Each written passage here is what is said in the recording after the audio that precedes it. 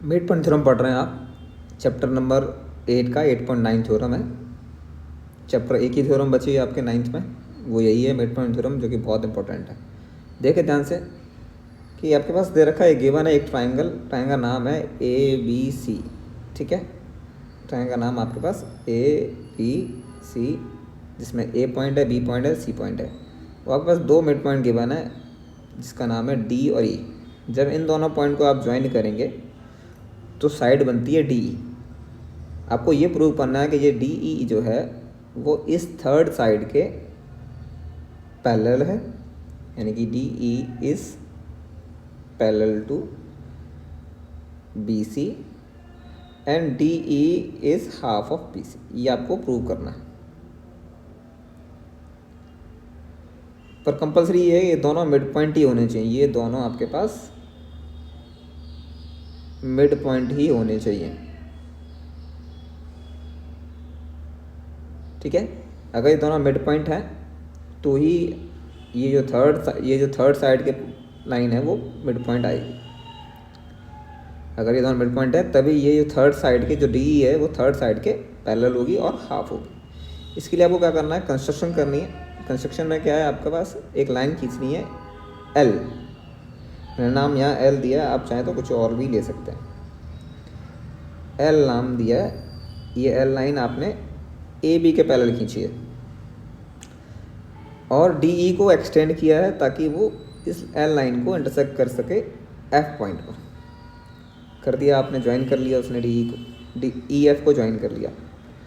Next है आपका क्या, ये आपको कुछ प्रॉपर्टीज़ आपको याद करनी है, रिकॉल करना है, याद रखना है।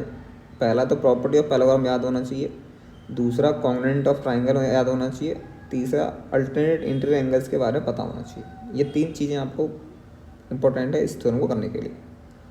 ये चीज़ें आपको याद रहें, याद नहीं है तो आप समझ लें, इसको कहीं से रिकॉल कर लें, इनको याद कर लें। अब आपने क्या करा, कंस्ट्रक्शन आपका कंप्लीट हो गया, आपने नंबर डाल इक्वेशन। अब मैं दोनों ट्राइंगल जो आपके बन रहे हैं ADE और दूसरा ट्राइंगल है EFC, ADE और EFC को मैं कॉन्ग्रुएंट करूँगा, ठीक है।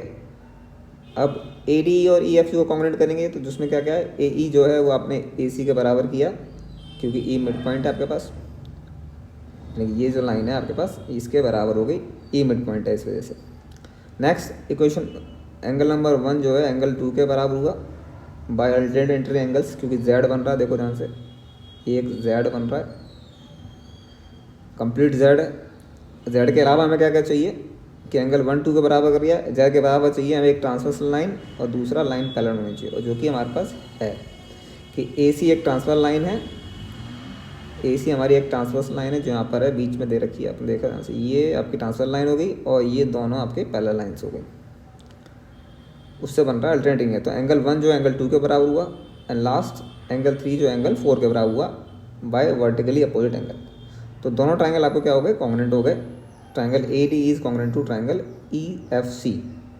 क्राइटेरिया क्या है, एंगल साइड एंगल, दो एंगल लिए हैं और बीच में एक साइड है तो एंगल साइड एंगल हो गया। जिनको कॉन्ग्रुएंट नहीं आता है कॉन्ग्रुएंट करना, मैंने पहले ही बोला प्रॉपर्टी आपको पता होनी चाहिए। नेक्स्ट वन है आपके पास, अगेन मैंने फिगर आपको वही रखनी है, मैंने वापस से लिए इस दोबारा इसको कॉपी किया हुआ है, तो आप इसको मेंशन ना करें, दोबारा फिगर नहीं बनानी है आपको, एक बार ही फिगर बनानी है, एक ही फिगर बनेगी। अब जब दोनों ट्राइंगल कॉन्ग्रुएंट हो गए तो हमने साइड बराबर की, साइड आपकी बराबर की, AD जो है वो CF के बराबर हुआ बाय CPCT, और चूँकि AD जो है पहले से ही मेरी BD के बराबर थी which is D mid point है, इस वजह से AD जो है BD के बराबर है। तो इक्वेशन अगर दोनों को ध्यान से देखें तो AD जो है मेरे पास BD के बराबर हुआ, BD जो है CF के बराबर हो जाएगा। ये जो लाइन है आपके पास ये इनडायरेक्टली इसके बराबर हो जाएगी CF के, BD जो है CF के बराबर होगा। अब आप कहोगे सर इसके बराबर क्यों करना है, क्योंकि मैंने बोला प्रॉपर्टी आप पैरेललोग्राम की पहले याद करेंगे, पहले पैरेललोग्राम की प्रॉपर्टी आपको उसको याद होनी चाहिए कि ये अगर मुझे लाइन पैरेलल करनी है, कौन सी वाली, अगर मुझे ये लाइन पैरेलल करनी है, ये लाइन मुझे ऊपर वाली लाइन नीचे वाले का पैरेलल करनी है, तो ये बीच में जो बन रहा है वो पैरेललोग्राम होना चाहिए। उसके लिए लाइन पैरेलल होनी चाहिए या फिर इक्वल होनी चाहिए, या पैरेलल और इक्वल दोनों होनी चाहिए। तो यहाँ पर पैरेलल तो मैंने पहले से कंस्ट्रक्शन किया हुआ है, अगर मैं इक्वल कर दूंगा तो ये कॉन्ग्रुएंट वो आपका पैरेललोग्राम हो जाएगा। पहले मैंने कंस्ट्रक्शन किया, अब मैंने इस साइड को बी डी को सी एफ के बराबर कर दूंगा, फिर ये बन जाएगा एक पैरेललोग्राम। तो कंस्ट्रक्शन में पहले लिखा था लाइन पैरेलल है, कंस्ट्रक्शन में लाइन पैरेलल थी, अब यहाँ पर इक्वल भी हो गई। अब बहुत सा लाइन ए बी और एल पैरेलल है, ध्यान से देखो, अगर ए बी एल के पैरेलल है तो बी डी सी एफ के पैरेलल होगा ही होगा। मैं बता देता हूँ वापस से मेंशन करके, ये जो लाइन है इतनी सी, ये लाइन इसके पैरेलल होगी। जब पूरी पैरेलल है तो आधी लाइंस भी पैरेलल होती हैं, ये वाली लाइंस भी इसके पैरेलल हो जाती हैं। तो hence B D is equal to C F and B D is parallel to C F. दोनों चीज़ हो गई, पैरेलल भी हो गई और इक्वल भी होगी। हेंस ये क्या बन गया, एक पैरेललोग्राम। दोबारा फिगर मैंने कॉपी किया हुआ है, दोबारा मत बनाना, एक बार ही कन्फर्म होगा। इसके बाद क्या किया है, इसमें लिख दिया हमने पैरेललोग्राम क्यों है, क्योंकि अपोजिट साइड्स इक्वल हैं और पैरेलल हैं, हेंस वो क्या बन गया, एक पैरेललोग्राम बन गया। नाउ जब पैरेललोग्राम हो जाता है तो पैरेललोग्राम के अपोजिट साइड्स क्या होती हैं, बराबर पैरेलल हो जाती हैं। तो ऊपर वाली लाइन नीचे वाले के पैरेलल हो जाएगी, ये जो लाइन है इस नीचे वाले के पैरेलल हो जाएगी और इक्वल हो जाएगी। D F is parallel to B C and D F is equal to B C.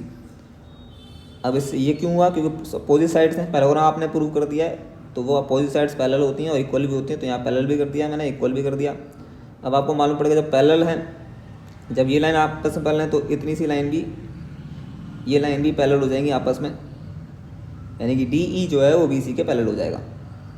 D E जो है यहाँ तक वाली लाइन इस लाइन के बराबर, डी ई जो है उसके पैरेलल हो जाएगी बी सी की। आपको पहले से पता है कि डी ई जो है वो ई एफ के बराबर है। अब आपको सही कहाँ लिख दिया आपने, लिखा नहीं है, मैं आपको बता देता हूँ वापस से। इस फिगर में जब आपने कॉन्ग्रुएंट किया था तो ये लाइन जो है, जब आपने कॉन्ग्रुएंट किया तो ये जो लाइन है ये इसके बराबर होगी by C P C D, ये जो लाइन है इसके बराबर by C P C D से। तो hence C P C D में लिख दिया, तो अगर ये दोनों बराबर हैं तो ये इसका हाफ हो जाएगा, डी ई जो है डी एफ का हाफ होगा। जो लाइन इक्वल होती है उनसे बनने वाली लाइन हाफ हो जाती है। तो डी एफ आपको पहले से बराबर दिया था बी सी के, हैंस डी ई एफ की जगह पे बी सी आ गया, तो डी ई जो है वो बी सी का हाफ हो गया। तो हैंस प्रूव हुआ डी ई जो है पैरेलल है बी सी के और डी ई जो है हाफ ऑफ बी सी। इस तरह से आप दोनों चीज़ें प्रूव कर सकते हैं बाय कॉन्ग्रुएंट और पैरेललोग्राम के यूज़ से।